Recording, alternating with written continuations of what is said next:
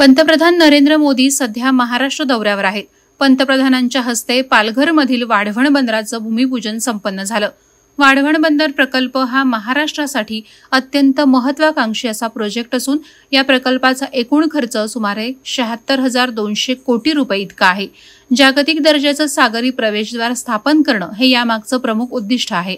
यामुळे देशाचा व्यापार आणि आर्थिक विकासाला चालना मिळणार आहे। महाराष्ट्र दौऱ्यात पंतप्रधान नरेंद्र मोदी यांनी प्रथमतः मुंबईतील जिओ वर्ल्ड कन्व्हेन्शन सेंटरमध्ये ग्लोबल फिनटेक फेस्ट 2024ला संबोधित केलं।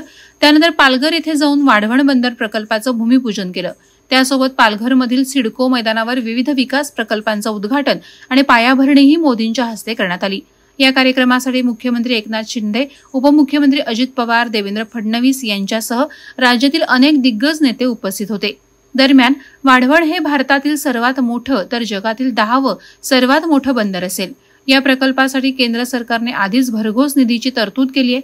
संपूर्ण महाराष्ट्राच्या आर्थिक विकासात हा प्रकल्प गेम चेंजर ठरणार आहे। या प्रकल्पामुळे 12 लाखहून अधिक रोजगार निर्मिती होईल। देशाच्या आंतरराष्ट्रीय व्यापारात या बंदराचा मोठा वाटा असल्याने पालघर, वसई, विरार आणि डहाणू या भागात मोठे उद्योगही निर्माण होतील। आसपासच्या भागाचा कायापालट होऊन इथे मुंबईसारखे महानगर विकसित होण्यास यामुळे मदत होईल। राज्य सरकारने या बंदराला समृद्धी महामार्गाने जोडण्याचा निर्णय घेतल्याने विदर्भ आणि मराठवाड्यासारखे प्रदेश थेट या बंदराला जोडले जातील। समृद्धी महामार्ग राज्यातील 10 जिल्ह्यातल्या एकूण 392हून अधिक गावांहून जातो। या सगळ्या भागाचा आंतरराष्ट्रीय व्यापारात सहभाग वाढून आर्थिक प्रगतीला मदत होईल।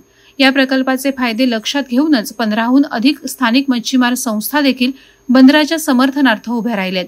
वाढवण बंदर, समृद्धी महामार्ग, रेल्वे मार्गांचा विस्तार अशा कित्येक महत्त्वाकांक्षी प्रकल्पांमुळेच महाराष्ट्र देशाच्या विकासाचं इंजिन बनलं आहे। इतर कित्येक राज्यांनी वाढवणसारखा प्रकल्प आपल्या राज्यात व्हावा ही विनंती केली होती, पण केंद्र सरकारने महाराष्ट्राला प्राधान्य दिलं। यावरून महाराष्ट्राच्या विकासासाठी तत्पर असलेल्या केंद्र आणि राज्य सरकारचे महाराष्ट्र फर्स्ट हे धोरण स्पष्ट होतं। महाकाय कंटेनर जहाजं हाताळायची क्षमता या बंदरात असणार आहे।